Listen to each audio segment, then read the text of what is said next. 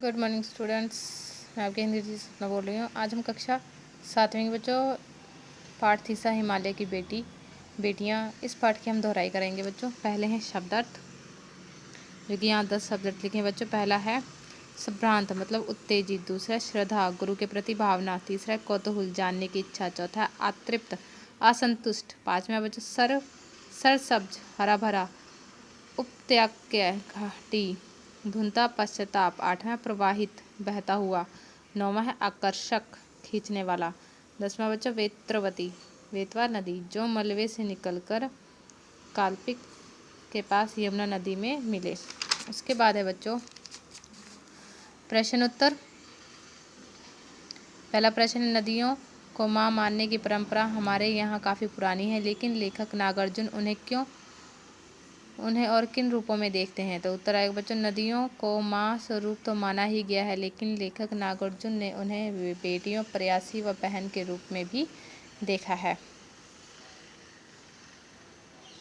प्रश्न दूसरा, सिंधु और ब्रह्मपुत्र की क्या विशेषताएं बताई गई हैं। तो उत्तर आएगा बच्चों, सिंधु और ब्रह्मपुत्र हिमालय से निकलने वाली प्रमुख और बड़ी नदियां हैं।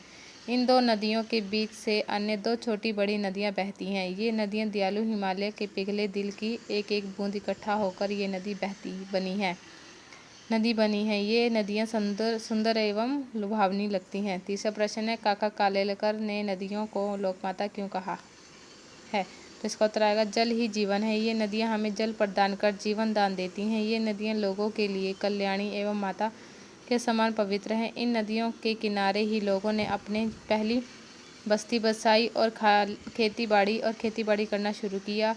इसके अलावा ये नदियां गांवों और शहरों की गंदगी भी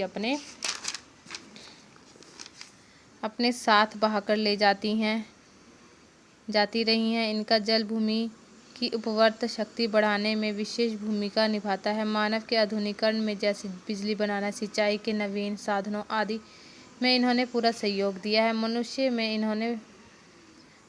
के लिए ही नहीं बल्कि पशु पक्षी, पेड़ पौधों आदि के लिए भी बहुत जरूरी है। इस प्रकार नदियाँ हमारे लिए कल्याणकारी हैं। यही कारण है कि काका कालेलकर ने उन्हें लोकमाता कहा है।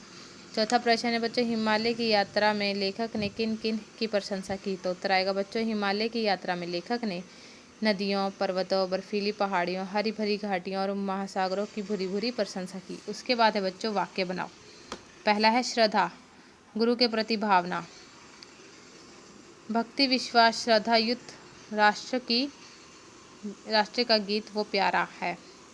तीसरा बच्चों कौतूहल जानने की इच्छा, स्कूल के सारे बच्चे ये कौतूहल देख रहे थे। तीसरा बच्चों विस्मय आश्चर्य, मेरे संबंधी मित्र ने विस्मय भरी आंखों से मुझे देखा।